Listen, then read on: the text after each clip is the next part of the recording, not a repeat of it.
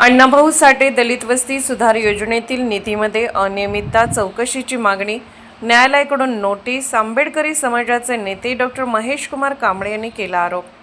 महाराष्ट्र शासनाच्या लोकशाहीर अण्णाभाऊ साठे दलित वस्ती सुधार योजना अंतर्गत सांगली, मिरज, कुपवाड महानगरपालिकेला मागील 3-4 वर्षात मिळालेल्या कोट्यवधी रुपयांच्या निधीच्या वापराबाबत गंभीर प्रश्न उपस्थित झाले आहेत। स्वाभिमानी आंबेडकरी चळवळीचे नेते डॉक्टर महेश कुमार कांबळे यांनी निधीच्या वापरामध्ये अनियमितता व गैरवापर झाल्याचा आरोप करत चौकशीची मागणी केली आहे। डॉक्टर कांबळे यांनी सांगितले की उपलब्ध माहितीनुसार माजी सभापती अनिता मोहन वानखेडे यांच्या कार्यकाळात 2 वर्षाच्या कालावधीत सुमारे 60 ते 65 कोटी रुपयांचा निधी प्राप्त झाला होता। तसेच इतर कालावधीतही 22 ते 25 कोटी रुपयांचा निधी मिळाला। मात्र इतक्या मोठ्या निधीनंतरही दलित व वंचित वस्त्यांमध्ये अपेक्षित विकास कामे झालेली दिसून येत नाहीत, असा आरोप त्यांनी केला आहे। त्यांनी पुढे दावा केला की हा निधी मूळ उद्देशापासून विचलित होऊन इतर ठिकाणी खर्च करण्यात आला असून त्यामुळे दलित व बहुजन समाजावर अन्याय झाला आहे। या प्रकरणी त्यांनी सांगली येथील दिवाणी न्यायालयात याचिका दाखल केली होती। डॉक्टर कांबळे यांच्या माहितीनुसार 9 एप्रिल 2026 रोजी न्यायालयाने या प्रकरणाची दखल घेत संबंधित 41 कामांवर एकूण अंदाजे 10,20,27,939 रुपये स्थगिती का देऊ नये याबाबत तत्कालीन जिल्हाधिकारी तसेच प्रशासक व आयुक्त यांना नोटीस बजावली आहे। या संदर्भात त्यांनी जतचे भाजप आमदार व बहुजन नेते गोपीचंद पडळकर यांनाही निवेदन दिले असून मुख्यमंत्री स्तरावर हस्तक्षेप करून भविष्यात निधीचा गैरवापर होऊ नये अशी मागणी करण्यात आली आहे। डॉक्टर कांबळे यांनी हेही नमूद केले की ज्या लोकशाहीर अण्णाभाऊ साठे यांच्या नावाने ही योजना राबवली जाते त्यांच्या स्मारक व पुतळ्यांवर गेल्या काही वर्षात कोणताही खर्च करण्यात आलेला नाही। ही बाब दुर्दैवी आहे। जर या संपूर्ण प्रकरणाची सखोल व निष्पक्ष चौकशी झाली नाही तर येत्या 8 दिवसात उच्च न्यायालयात याचिका दाखल करण्यात येईल असा इशाराही त्यांनी दिला आहे। महाराष्ट्र सरकारच्या लोकशाहीर अण्णाभाऊ साठे दलित वस्ती सुधार योजनेअंतर्गत जो सांगली, मिरज, कुपवाड शहर महानगरपालिकेला गेल्या 3 ते 4 वर्षामध्ये मोठ्या प्रमाणात निधी प्राप्त झालेला होता आणि त्या सर्व घटनाक्रमाची पडताळणी केली असता मला अशी माहिती मिळाली की अनिता मोहन वानखेडे ह्या 2 वर्ष सभापती होत्या। त्या 2 वर्षाच्या काळामध्ये किमान 30 ते 33 कोटी रुपये हे वर्षाला त्यांना 2 वर्षासाठी 60-65 कोटी रुपये निधी मिळाला। त्यानंतर प्रशासकीय काळामध्ये 22 कोटी रुपये 24-25 सालासाठी मिळाला।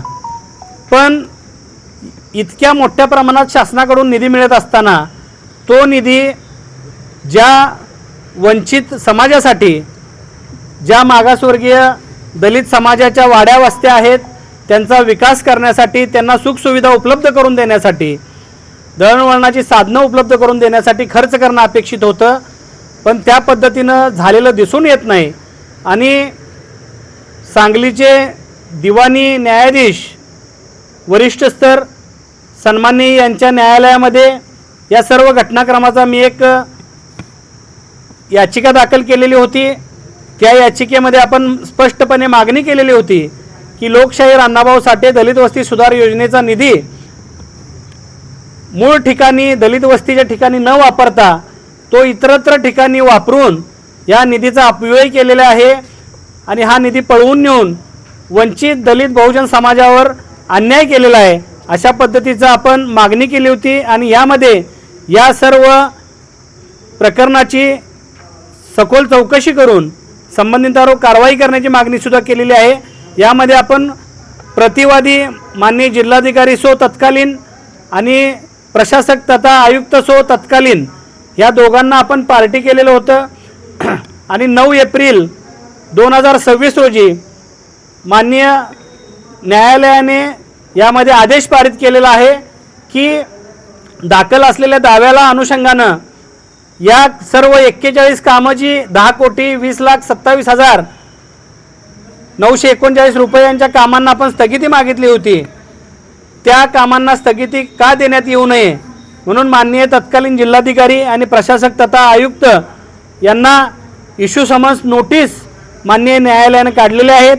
आणि त्यासाठीच आपण आज ही आपल्या पत्रकार बांधवांसमोर सांगतोय की याच प्रकरणी मी जतचे भाजपचे आमदार आणि बहुजनांचे नेते आदरणीय गोपीचंद पडळकर साहेबांना सुद्धा निवेदन दिलेलं आहे की गोपीचंद पडळकर साहेबांनी माननीय मुख्यमंत्र्यांच्या हा विषय निदर्शनास आणून येणाऱ्या चालू वर्षातला जो निधी येणार आहे त्या निधीचा अपव्यय अशाच पद्धतीने होऊ नये अशा संदर्भात आपण एखादा आदेश शासन स्तरावरून काढावा अशा पद्धतीची मागणी आपण केलेलं निवेदन पडळकर साहेबांना दिलेलं आहे। तसेच मला सांगायला दुर्दैव वाटतं ज्या लोकशाहीर अण्णाभाऊ साठेंच्या नावानं हा निधी दिला जातो पण आज सांगलीमध्ये ज्या ठिकाणी लोकशाहीर अण्णाभाऊ साठेंचा पुतळा आहे त्या पुतळ्याला या 3-4 वर्षामध्ये एकही रुपया या महापालिकेच्या ह्या मागासवर्गीय विभागानं किंवा सभापतींनी खर्च केला नाही। ही बाब खरं तर निषेधार्ह आहे की ज्या महामानवाच्या नावानं निधी येतो त्यांनाच तुम्ही उपेक्षित ठेवता, त्यांच्या समाजाला उपेक्षित ठेवता।